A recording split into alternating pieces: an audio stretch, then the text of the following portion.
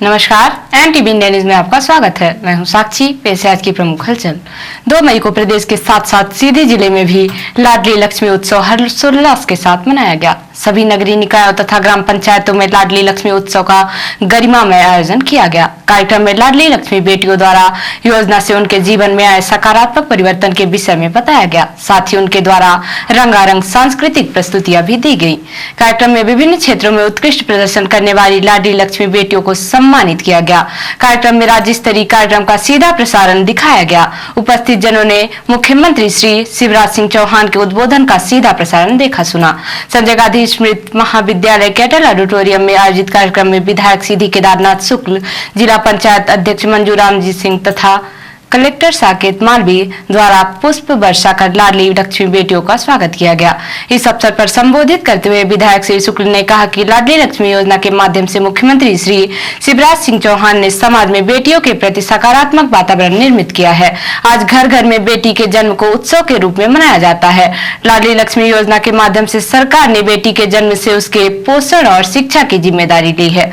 विधायक ने कहा कि आज बेटियां किसी भी क्षेत्र में बेटों से कम नहीं है। बेटियों को अवसर दे जिससे वह आगे बढ़ सके। सशक्त बेटियों से ही समाज सशक्त होगा। विधायक श्री शुक्ल ने कहा कि मध्य प्रदेश महिला सशक्तिकरण की दिशा में देश की अगुवाई कर रहा है। कार्यक्रम में जिला पंचायत अध्यक्ष मंजू सिंह ने कहा कि लाडली लक्ष्मी योजना के सकारात्मक परिणाम हमें आज दिखाई दे रहे हैं। बेटियां हर क्षेत्र में आगे बढ़ रही हैं। पहले बेटियों को बोझ समझा जाता था, लेकिन अब परिस्थितियां बदल रही हैं। यह प्रदेश के मुख्यमंत्री जी की सोच है, जिसके कारण बेटियों को हर क्षेत्र में आगे आने का मौका मिल रहा है। उन्होंने कहा कि बेटियां आगे बढ़ेंगी तभी तो देश आगे बढ़ेगा। कलेक्टर साकेत मालवी ने कहा कि कोई भी समाज बेहतर तभी होगा जब उसमें महिलाओं का सम्मान, सशक्तिकरण तथा सहभागिता होगी। प्रदेश में महिलाओं के सशक्तिकरण तथा सम्मान की दिशा में नित्य नए प्रयोग किए जा रहे हैं। साथ ही पूर्व से संचालित योजनाओं को सशक्त किया जा रहा है। स्व सहायता समूह के माध्यम से महिलाओं को आर्थिक रूप से आत्मनिर्भर बनाया जा रहा है। कलेक्टर ने कहा कि लाडली लक्ष्मी योजना समाज को बेटियों के सम्मान और सुरक्षा का संदेश देने में सफल रहा है, जिसके कारण प्रदेश के लिंगानुपात में लगातार सुधार हो रहा है। उन्होंने कहा कि जिला प्रशासन इस दिशा में प्रतिबद्ध है तथा महिला सशक्तिकरण से जुड़ी सभी योजनाओं का प्रभावी क्रियान्वयन हो रहा है। कार्यक्रम में बड़ी संख्या में हितग्राही उपस्थित रहे। प्रधान जिला एवं सत्र न्यायाधीश तथा जिला विधिक सेवा प्राधिकरण सीधी के अध्यक्ष संजीव कुमार पांडे के मार्गदर्शन में 13 मई 2023 को नेशनल लोक अदालत का आयोजन किया जा रहा है। सचिव जिला विधिक सेवा प्राधिकरण के अनुसार 13 मई 2023 को आयोजित होने वाली नेशनल लोक अदालत में न्यायालयों में लंबित मोटर दुर्घटना दावा, सिविल, विद्युत चोरी से संबंधित चेक बाउंस प्रकरण, भरण पोषण, घरेलू हिंसा, श्रम प्रकरण एवं राजीनामा योग्य दांडिक आपराधिक प्रकरणों एवं प्री लिटिगेशन मामलों का निराकरण आपसी समझौते के आधार पर किए जाने हेतु गठित खंडपीठों में भेजे जाएंगे। सचिव के अनुसार लोक अदालत में ऐसे प्रकरणों को रखा जाता है जिनमें पक्षकारों के बीच समझौते की संभावना हो। ऐसे पक्षकारों को समझाइश दी जाती है और समझाइश के फलस्वरूप यदि पक्षकारों के मध्य राजीनामे की सहमति बनती है तो पक्षकारों के मध्य तय शर्तों के अनुसार राजीनामा न्यायालय के समक्ष हो जाता है।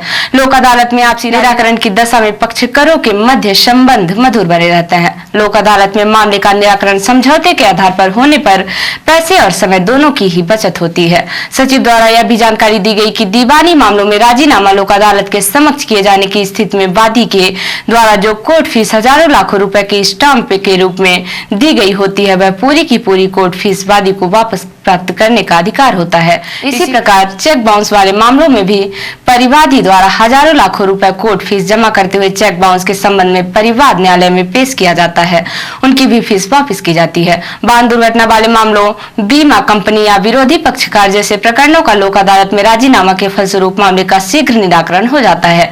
इसी क्रम में आज दिनांक 2/5/2023 को न्यू इंडिया कंपनी के अधिकारीगण एवं पैनल अधिवक्तागण के साथ से प्री लिटिगेशन के मामलों के संबंध में चर्चा की गई तथा अधिक से अधिक प्रकरणों के निराकरण के संबंध में कार्यवाही की गई।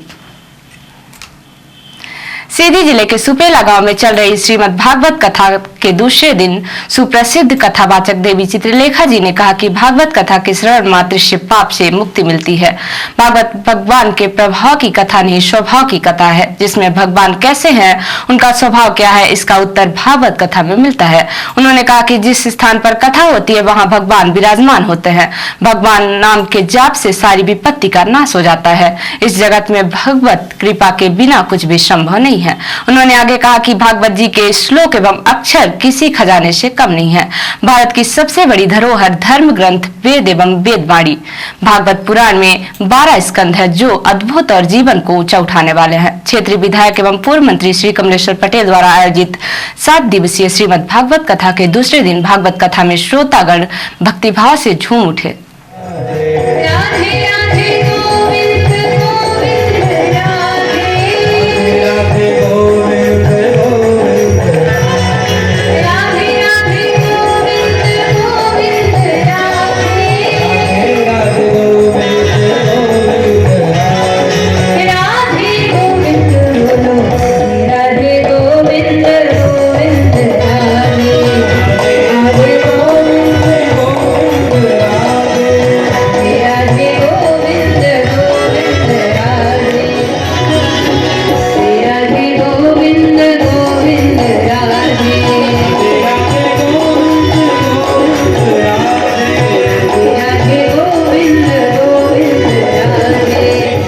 कथावाचक देवी चित्रलेखा जी ने पांडवों के जीवन में होने वाली श्री कृष्ण की कृपा को बड़े ही सुंदर ढंग से दर्शाया।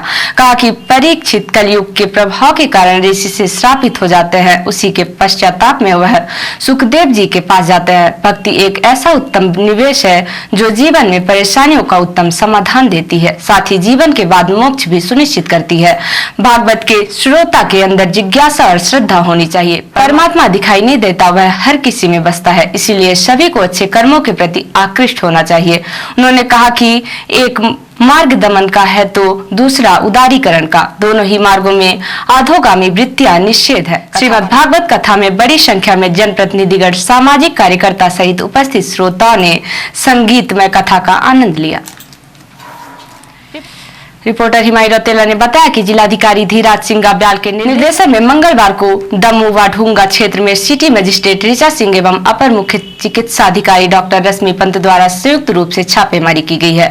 छापेमारी के दौरान टीम द्वारा अवैध रूप और बिना डिग्री के संचालित हो रहे राधा स्वामी क्लिनिक को सील कर दिया है। साथ ही अवैध रूप से एक मेडिकल स्टोर में अवैध तरीके से लिए जा रहे ब्लड सैंपल के मामले में मेडिकल स्टोर को क्लिनिक का रूप दिया गया था, जिससे मौके पर ही सिटी मजिस्ट्रेट ऋचा सिंह ने सील करवा दिया है। जिलाधिकारी श्री गाब्याल ने सिटी मजिस्ट्रेट ऋचा सिंह को निर्देश दिए हैं कि शहर में जहां भी अवैध क्लिनिक संचालित हो रहे हैं उनके खिलाफ भविष्य में कठोर कार्यवाही की जाए, साथ ही अवैध रूप से चल रहे क्लिनिक के खिलाफ अभियान चलाया जाए। और अब पेश है प्रादेशिक हलचल। सीएम ने विधायकों को बताया उनके क्षेत्र के हाल। 1-2-1 चर्चा में कहा जो भी फैसला होगा उसके लिए आप खुद जिम्मेदार होंगे। इंदौर में सड़क हादसा, महिला बच्ची समेत 4 की मौत। सामने से आई कार से घबराकर 2 बाइक पर सवार 5 लोग ट्रेन में घुसे। और भोपाल इंदौर में तेज बारिश, रीवा में ओले गिरे। जबलपुर, छिंदवाड़ा, मुरैना में भी गिरा पानी। 5 मई तक ऐसा ही रहेगा मौसम। और अब पेश राष्ट्रीय हलचल। कर्नाटक घोषणा पत्र में कांग्रेस का ऐलान, बजरंग दल को बैन करेंगे। पीएम बोले पहले इन्होंने श्री राम को ताले में बंद किया। भारत को ब्लैकलिस्ट करवाना चाहता है अमेरिकी कमीशन। बीजेपी सरकार पर लगाए मुस्लिमों से भेदभाव के आरोप। 4 महीने के हाई पर बेरोजगारी दर, अप्रैल में ये बढ़कर 8.11% पर पहुंची। शहरों में गांवों से ज्यादा हालत खराब। और बिल्किस केस, कोर्ट ने कहा आपकी मनसा बेच सुनवाई न करे। अदालत की फटकार के बाद सरकार दोषियों की रिहाई की फाइलें दिखाने को राजी। तो ये थी आज की प्रमुख हलचल। नमस्कार।